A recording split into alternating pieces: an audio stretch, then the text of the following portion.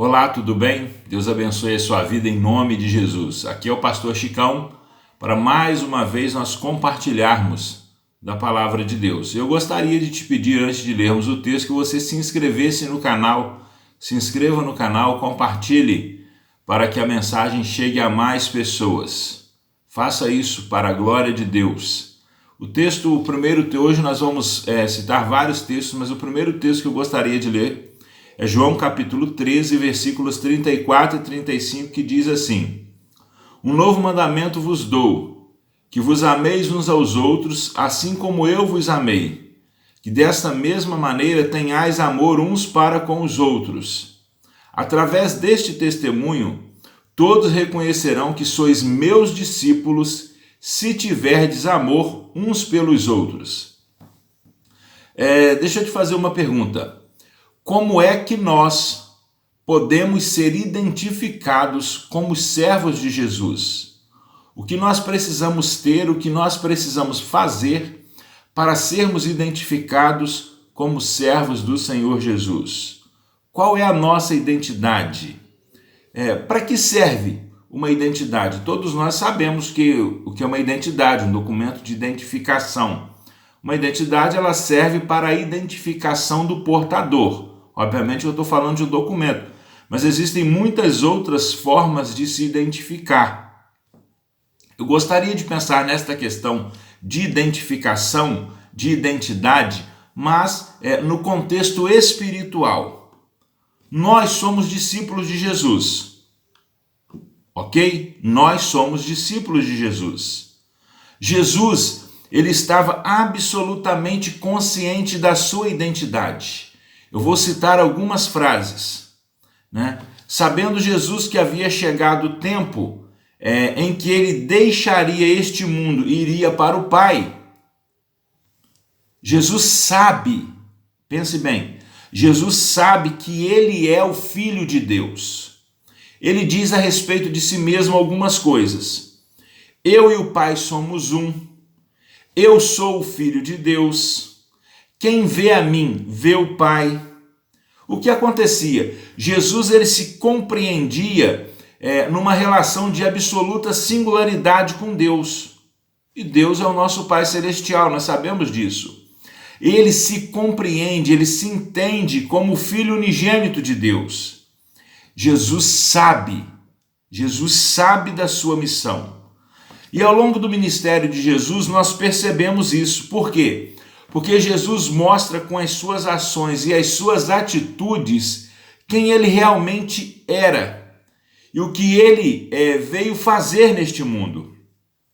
Jesus mostrou a sua identidade de Filho de Deus.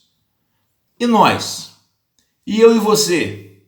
Se nós formos abordados com a seguinte pergunta: quem é você em relação a Deus? É bem provável que nos identifiquemos como servos do Senhor, como filhos de Deus. Diante disso surge então uma outra pergunta. Alguém conseguirá me identificar, alguém conseguirá te identificar como um servo de Jesus, como um discípulo de Jesus, sem que nós tenhamos que dizer que somos? Observe bem a pergunta. Alguém vai conseguir nos identificar como servos e como discípulos de Jesus, sem que nós tenhamos que dizer que somos? É extremamente importante que as pessoas consigam nos identificar como servos de Jesus, e sem nós termos a necessidade de falar que somos. Isso é possível a partir de quê? A partir das nossas ações. Se as nossas ações estiverem alinhadas com as ações de Jesus, as pessoas verão em nós a nossa identificação de discípulo de Jesus, uma vez que um discípulo é aquele que faz o que o seu mestre faz. E nós poderíamos citar tantas atitudes, tantas ações de Jesus que nós precisamos imitar, mas eu quero chamar a sua atenção para apenas três atitudes que foram atitudes muito comuns em Jesus e que nós precisamos ter para que nós sejamos também identificados como servos do Senhor. E a primeira delas é que Jesus amou. Uma vez que Jesus amou, nós também precisamos amar. João 3,16 diz assim: porque Deus amou o mundo de tal maneira que deu o seu Filho unigênito, para que todo aquele que nele crer não pereça, mas tenha a vida eterna. É interessante que quando nós falamos de amor, de imediato vem à nossa mente a ideia de sentimento. E não é desse tipo de amor que nós iremos falar. O amor que eu gostaria de chamar a sua atenção é o amor doador, é o amor ágape, é o amor de 1 Coríntios capítulo 13. Eu gosto muito de uma frase de um autor chamado James Hunter, no livro O Monge e o Executivo, onde ele diz o seguinte: o amor é o que o amor faz. Quando eu olho para Jesus, em João 3,16, essa frase ela faz ainda mais sentido. De nada adiantaria Deus amar o mundo, de nada adiantaria Jesus amar, se esse amor não fosse acompanhado de ação. O que adiantaria Deus dizer que amava o mundo e permitido que toda a raça continuasse perdida e distante dele? Ele amou e ele fez alguma coisa. Jesus se entregou para morrer na cruz do Calvário no meu lugar e no seu lugar. E no texto que lemos, nós somos impelidos a amar. Observe o seguinte: não se trata de uma opção. Jesus não disse: se vocês quiserem, amem uns aos outros. Não. Jesus disse: um novo mandamento vos dou. É uma ordem. Nós não temos escolha. Se nós somos discípulos de Jesus, a nossa única opção é amar. Diante disso, pense bem, alguns discursos que nós temos visto entre os cristãos, aspas para cristãos, precisam acabar. Nós precisamos parar de olhar para as pessoas com as nossas lentes e passarmos a olhar as pessoas com as lentes de Jesus. Jesus não enxerga ladrão, Jesus não enxerga traficante, Jesus não enxerga homossexual, Jesus não enxerga assassino, Jesus não enxerga drogado e etc. Jesus enxerga pessoas.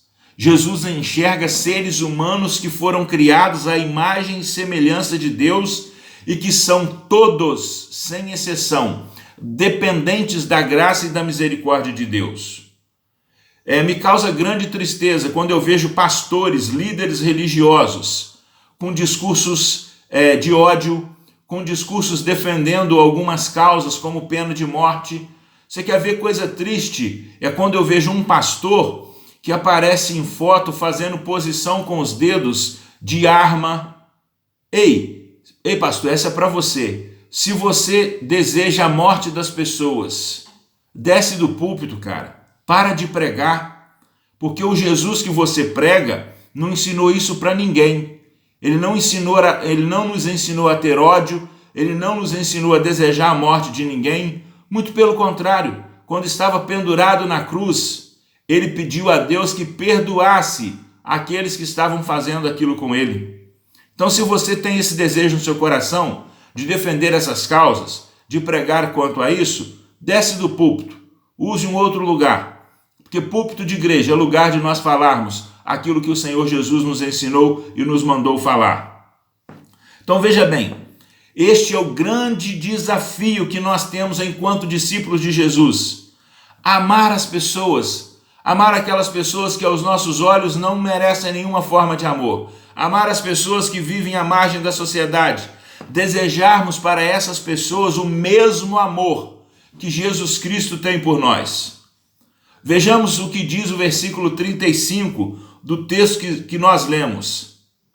Olha só o que diz o verso 35. Através deste testemunho, todos conhecerão que sois meus discípulos, se tiverdes amor uns pelos outros. Você quer ser reconhecido como um discípulo de Jesus? Ame incondicionalmente. Tenha essa marca em você de amor incondicional. Não coloque condições para o amor. Segundo, uma outra marca que nós precisamos ter é a marca do serviço. Jesus serviu, nós precisamos servir.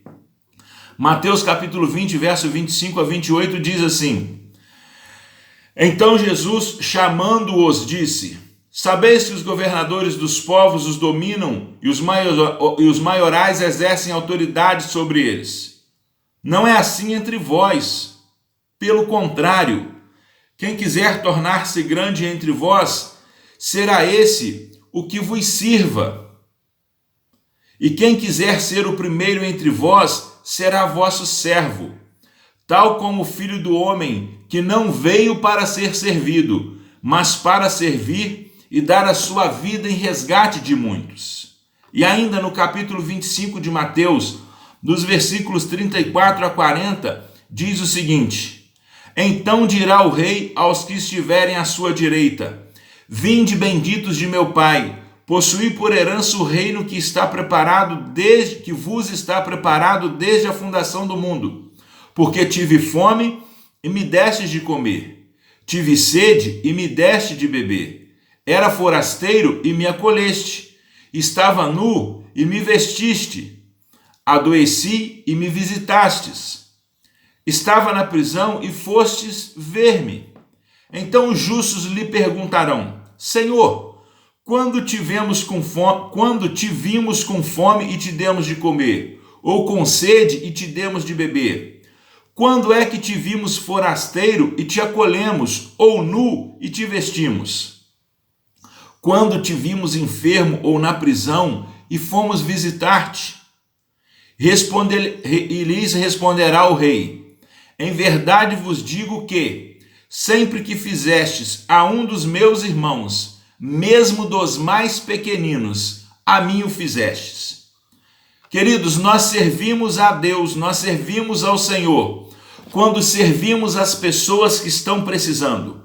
Servimos ao Senhor e nos identificamos como os seus servos quando nós atendemos às necessidades das pessoas que estão à nossa volta. Vivemos um tempo de total individualismo, onde cada um pensa somente no seu próprio bem. Vivemos um tempo onde o amor tem se esfriado. Vivemos um tempo onde as pessoas já não se importam mais com a dor do outro. Vivemos um tempo onde as pessoas já não têm mais o desejo em seu coração de servir aos outros. Queridos, se nós queremos ser reconhecidos, se nós queremos ser identificados como discípulos de Jesus Cristo, nós precisamos aprender a servir as pessoas que estão à nossa volta. Estendermos a nossa mão àqueles que têm necessidade. Jesus fez isso. O Senhor nos ensina a agir dessa forma.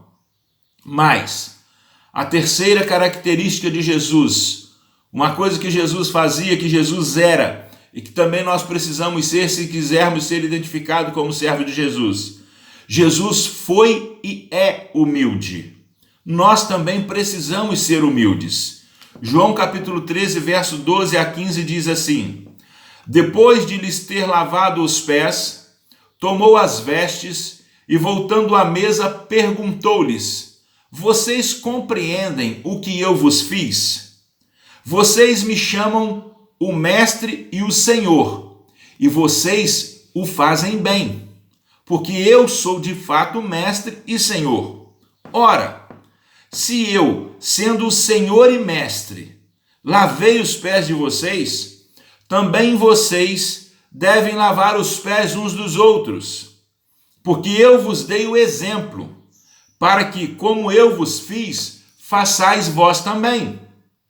Queridos, esse é um texto que sequer necessitaria de explicação, porque é o exemplo claro de humildade que o Senhor espera de mim, é o exemplo claro de humildade que o Senhor espera de nós. Só que existe uma barreira para a humildade, um obstáculo. E o principal obstáculo para a humildade é a soberba. A soberba é o principal obstáculo para a humildade.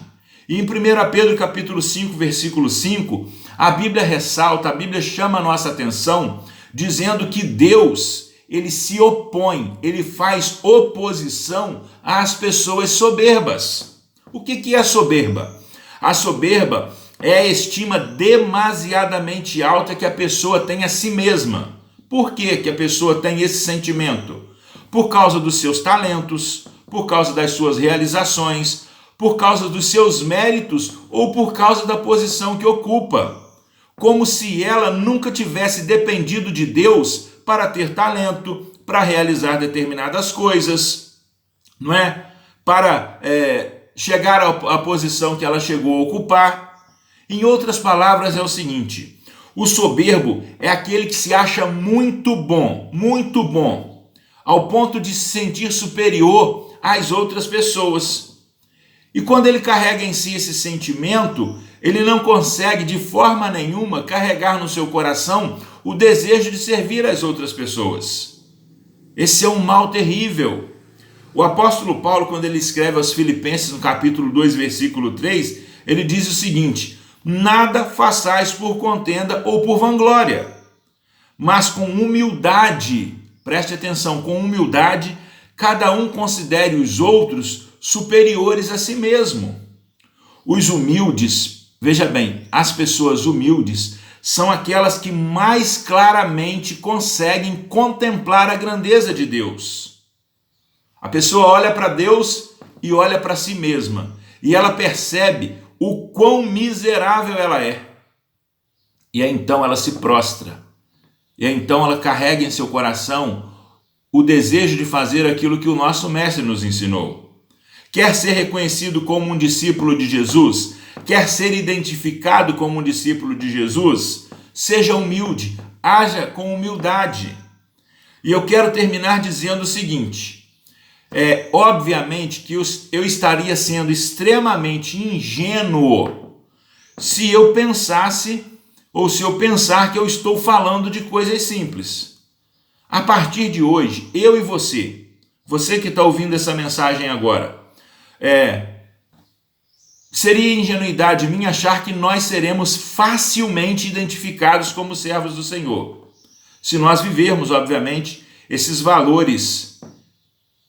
Não é fácil viver isso, não é fácil viver esses valores. Mas eu não posso também pensar que viver esses valores seja uma utopia. Eu tenho certeza que nenhum de nós que estamos aqui, você que está vendo esse vídeo, nenhum de nós conseguimos viver todos os valores que o nosso mestre gostaria que nós vivêssemos. Mas a pergunta que eu faço é a seguinte: é possível nós vivermos esses valores na integralidade? A resposta, ao meu ver, seria sim e não. E eu vou explicar.